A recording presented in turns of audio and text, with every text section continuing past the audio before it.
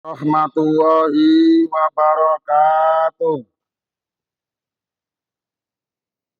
Bismillahirrahmanirrahim. Alhamdulillah.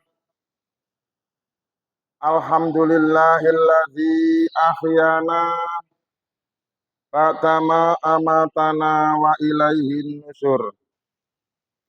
Wa ba'du an Aisyata radhiyallahu anha annan nabiyya sallallahu alaihi wasallam qala idza na'asa ahadukum fis sholati falyarkud hatta yadhhaba anhun naumu fa inna ahadakum idza shalla wa huwa na'isun la'allahu yadhhabu yastaghfiru fayasubba nafsahu. Rawahul Bukhari wa Muslimun.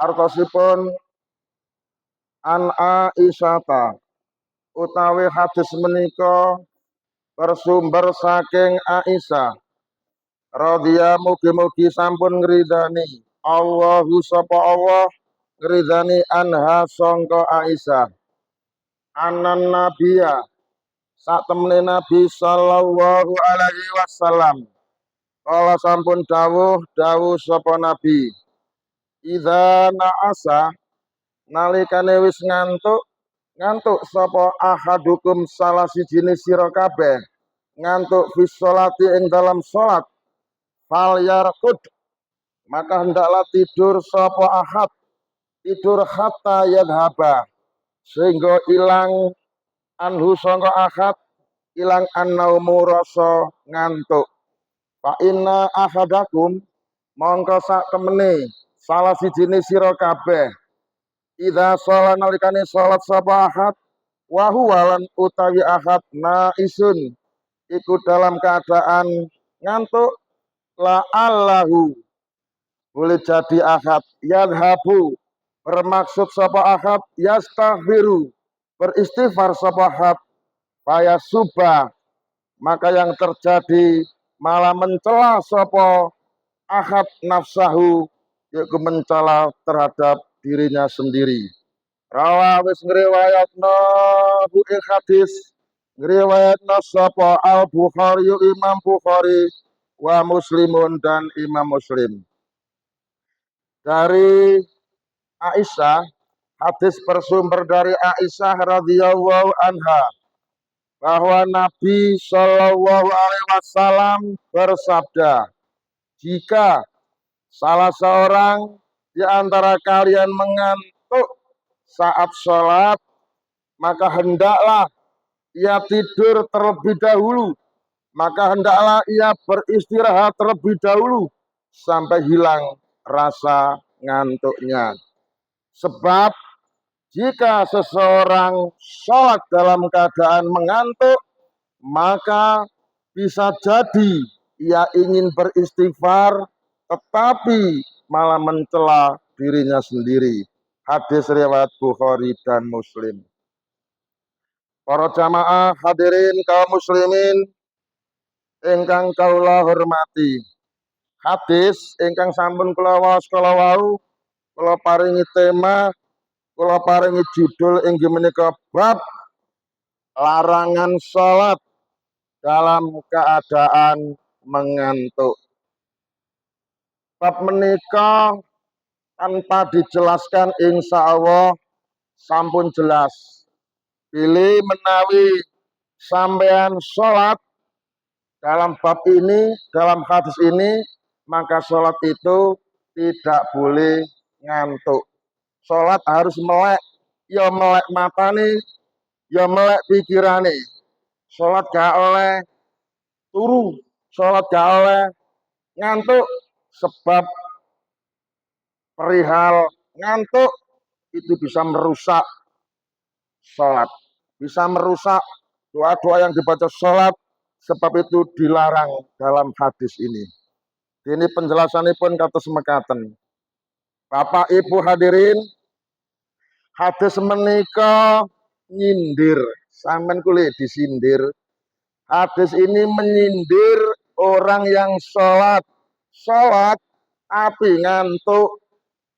Ah, masa ana sih wong sholat kok ngantuk.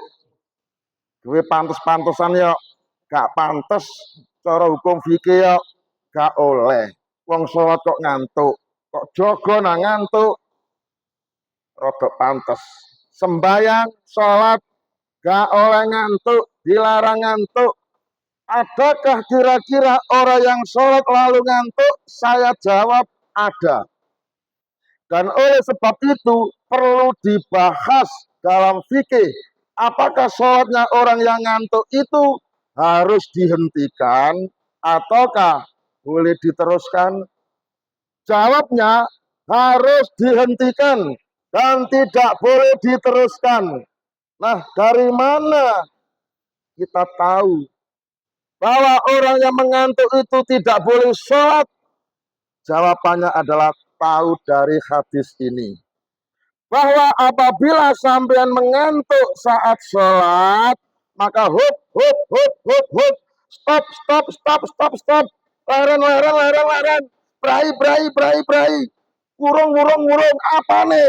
Sembayangi, burung, jangan dilanjutkan, jangan diteruskan, sholatnya. Mengapa? Ya karena sholat tidak boleh dilakukan dengan kondisi ngantuk. Sholat harus dilakukan dengan kondisi sadar.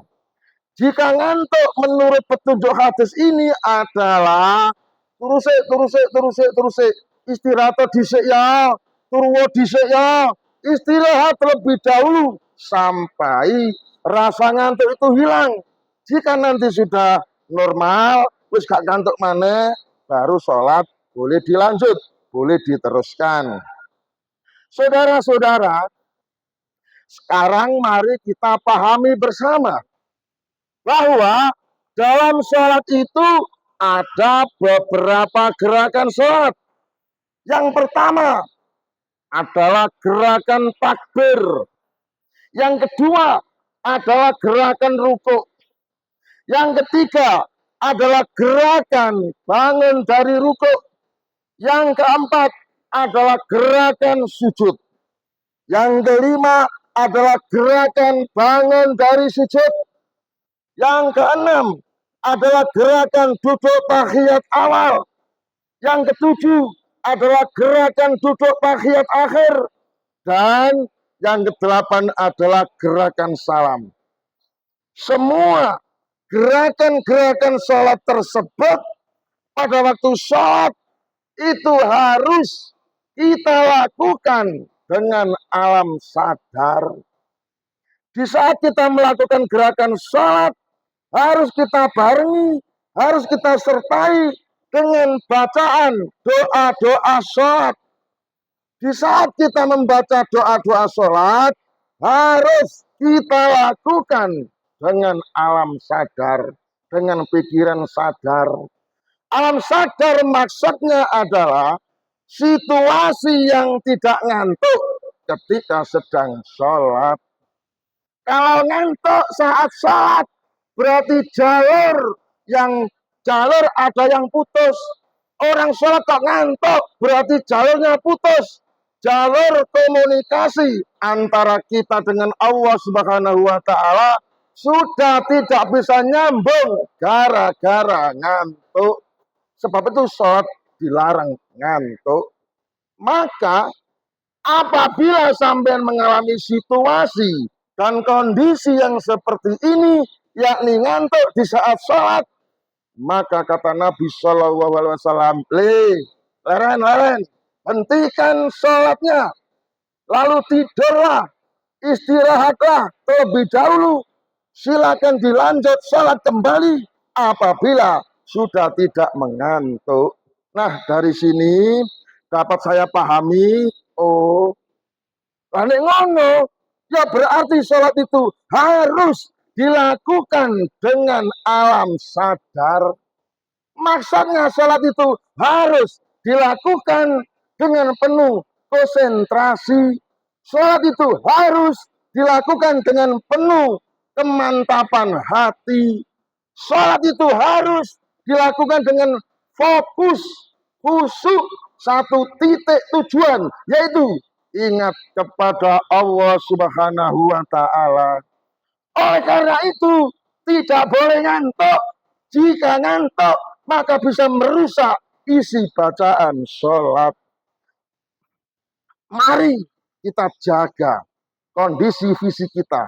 Saat kita sholat, kita jaga fisik kita agar ibadah menjadi berkualitas dan diterima oleh Allah Subhanahu wa Ta'ala. Kesimpulan hadis yang pertama, sholat harus kita lakukan dalam kondisi sadar dan khusyuk. Yang kedua, sholat tidak boleh dilakukan dalam kondisi mengantuk. Tiga, sholat harus dilakukan, harus bermutu, berkualitas, berbobot, bermakna, berisi.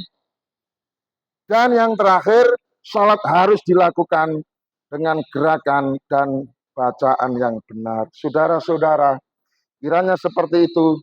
Yang dimaksud hadis yang saya baca, semoga bisa kita pahami untuk diterapkan dalam ibadah kita sehari-hari. Sekian, terima kasih.